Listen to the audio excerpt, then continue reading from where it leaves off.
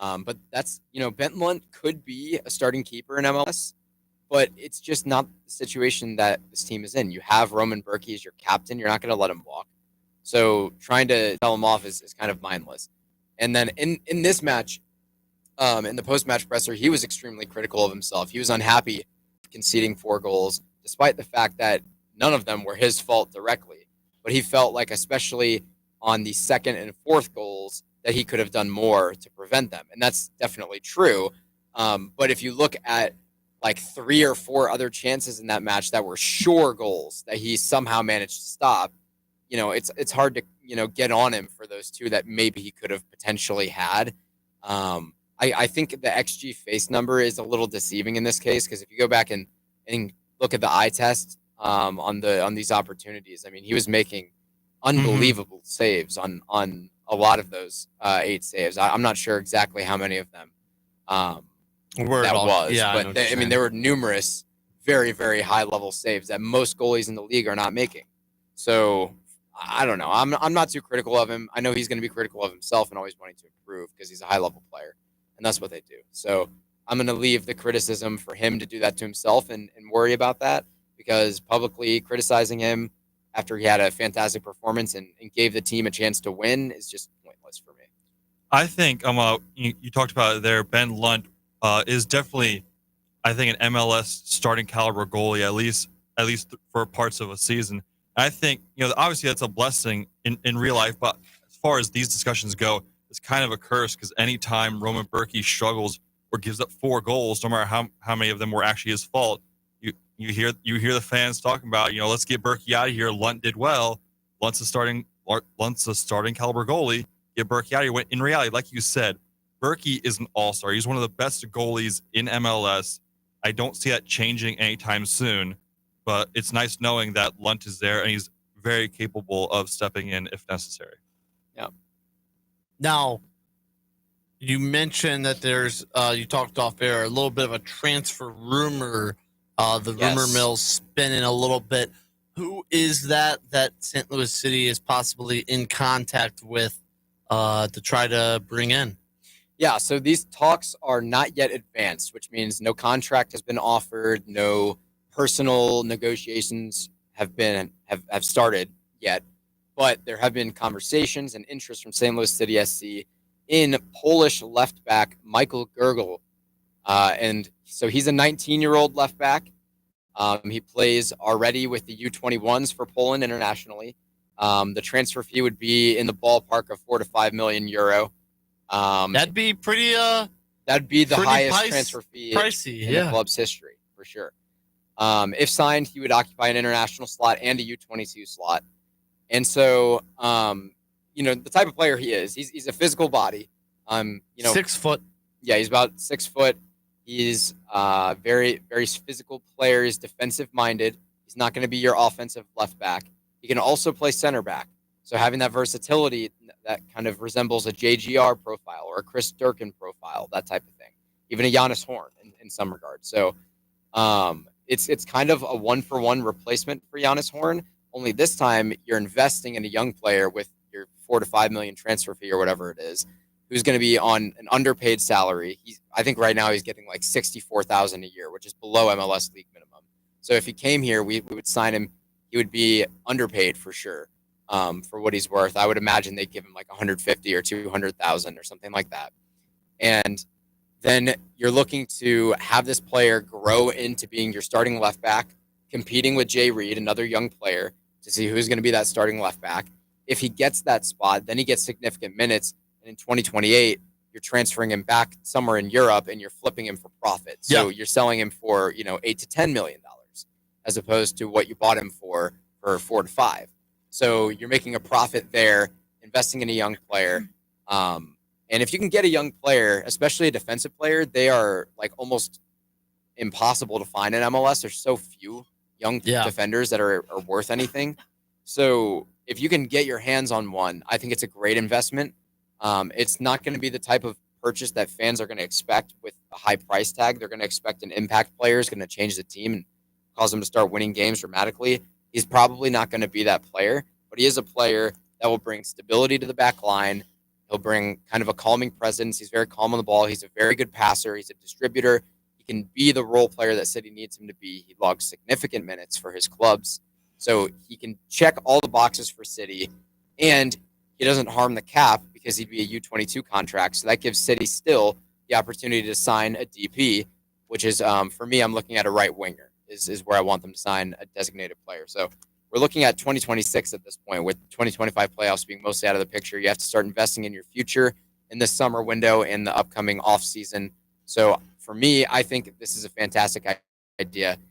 And in my STL Sports Central article that I wrote about Lutz's shopping cart, I did talk about this being item number 1 on the list. Mm-hmm. And so seeing this kind of start to come together is very good, because it means that the issues are going to be getting addressed with this team, which is going to ease the fans, especially knowing that this season, you're not going to make the playoffs most likely. The season's been ruined by injuries. You've had an unlucky coaching hire. Clearly, the interview process wasn't as thorough as they thought. And so now you got to move forward and invest in the future. So I think it's a very interesting rumor, and we'll see what comes of that for sure. Yeah, Gurgel plays. He's made appearances for the U17, the U19, and now for the U21 Polish national team. As a 19-year-old, played at the U21 Euros, made 2 appearances for Poland, started 2 games. He plays his club soccer at Lech Poznan in Poland. He made 3 appearances as a 16-year-old, 11 as a 17, 18-year-old, and as an 18, 19-year-old, started 31 games for Poznan as they won the Polish league as well, the Ekstraklasa over there in Poland. So it'd be a big youth talent if St. Louis City were able to get him. Bad news, Andre Palante I saw just your had head drop, and I knew you were going to drop some bad news. Bases loaded, 4-pitch walk. And now Kyle Tucker is up with bases loaded with the chance to really bang this game wide open, as he's now thrown his 5th consecutive ball. This might end bad. So what are we at? How many outs are there? 2 in the top of the 4th. We're going to take a quick break here on NexGen STL. We're going to go hold our breath. I fear when we come back, it will be a 6-0 ball game.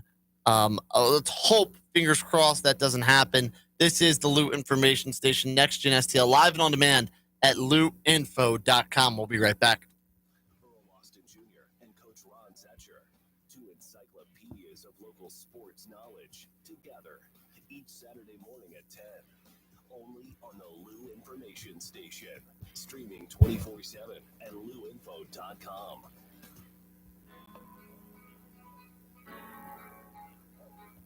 Tired of the mess? Let's fix that fast. St. Louis Closet Co. delivers custom designed closets, locally made and professionally installed. From master closets to mudrooms, we do it all right here in Maplewood, Missouri. Support local, get organized, feel amazing. Call 314-781-9000 for your free estimate, or visit stlouisclosetco.com today. This is your LouInfo.com news update. 2 more federal assistance centers are coming to St. Louis's hard-hit north side. One opened in the parking lot of Sumner High School, 4248 Cottage Avenue Thursday. Another will open Monday in an urban league building at 4401 Natural Bridge Avenue. Congressman Mike Voss calling for a new audit of the St. Louis Processing and Distribution Center, citing ongoing mail delays, misdirected mail, and missing items. A woman was found carrying a concealed firearm during booking procedures at the St. Louis Justice Center earlier this week. St. Louis Circuit Attorney's Office now charging 38-year-old Latanya Bohr with possession of a weapon at a correctional center. A former assistant manager at a Domino's Pizza in St. Louis County ordered to appear in court for allegedly stealing thousands of dollars from his employer. Employees at the store, the 9400 block of Natural Bridge Road, reportedly told investigators that Philip McNair stole several daily bank deposits over a 2-week period. For the Lou Information Station, streaming 24/7 at looinfo.com, I'm Peter Killeen. Here's your LouInfo.com weather update. We're headed for the mid-90s on the afternoon high today.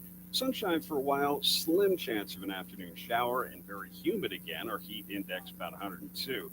Mid-70s and clear for the overnight hours, and then little bit more cloud cover on Friday and better rain chances, afternoon showers and thunderstorms, a fairly good possibility. We'll be in the low 90s. I'm meteorologist Steve Hamilton for the Lou Information Station, streaming 24/7 at louinfo.com.